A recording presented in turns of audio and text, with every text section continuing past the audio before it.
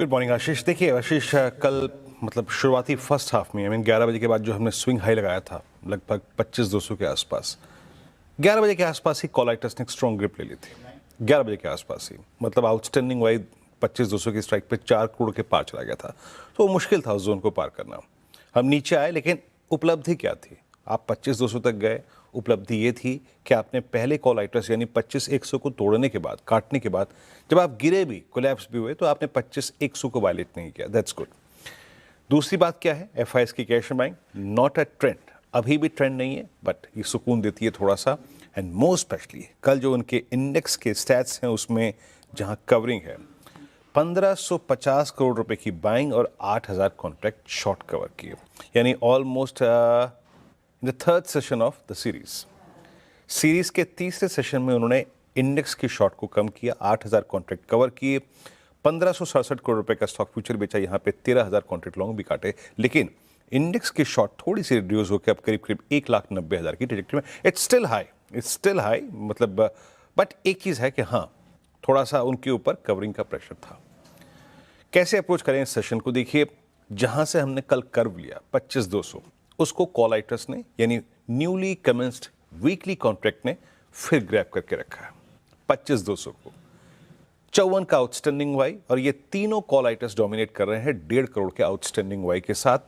थोड़ा put writers में conviction अगर कहीं पर ज्यादा है तो वो है 25,000। तो एक बात हमने क्या रेफरेंस ले लिया यहां से?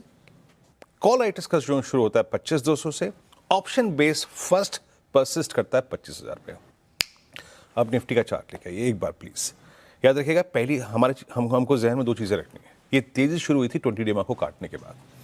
25,000 पे पुट राइटर है, 25,200 पे कॉलाइटर है, और अब लेके आइए बेस 1 स्पॉन्सर कर रहा है हमारा पुट राइटर, जिस 25,000 के पुट राइटर को हमने देखा, दैट्स 25035 एंड 24981। हम इस ट्रेजेक्ट्री में जो कि डिफाइन की है हमने 25,200 के बीच में, अगर हमें एक डिप मिले टुवर्ड्स बेस 1 25,050, 25,080, वो एक अच्छा लेवल होगा टू एंटर।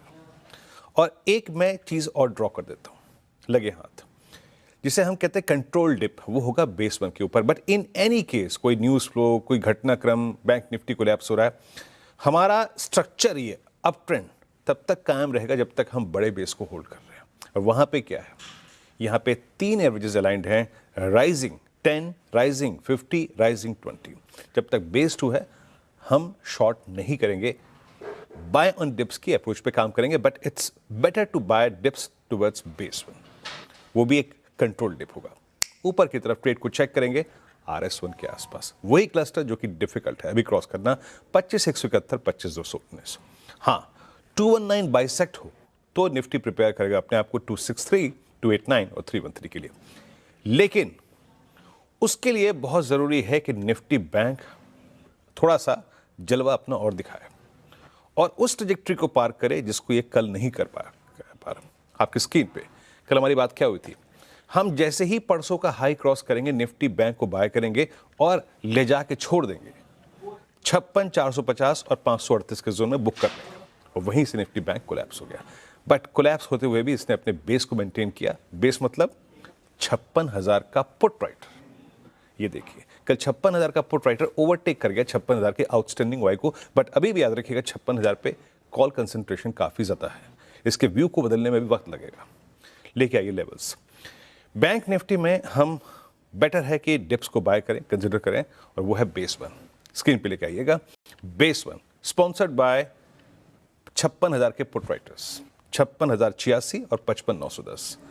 हम सिर्फ इस कंट्रोल डिप को बाय करेंगे, और अगेन फिर उस ट्रेड को जो बाय करेंगे, जो इमर्ज होगा बेस 1 के आसपास, उसको ले जाके छोड़ देंगे RS1 के आसपास। It's tough one. ये अभी के हालात में थोड़ा टफ है, और चेक करिए ट्रेड को, नहीं निकल रहा है तो बुक करिए, रेजिस्टेंस 1 लेके आइएगा। और उसके लिए बहुत एक बड़ी जो चीज़ है वो ये है HDFC बैंक का चलना। HDFC बैंक अगर 990 के ऊपर कैपिटलाइज करे तो शायद RS1 कट जाए, और in that case we will prepare for 56722 and 844। Ashish.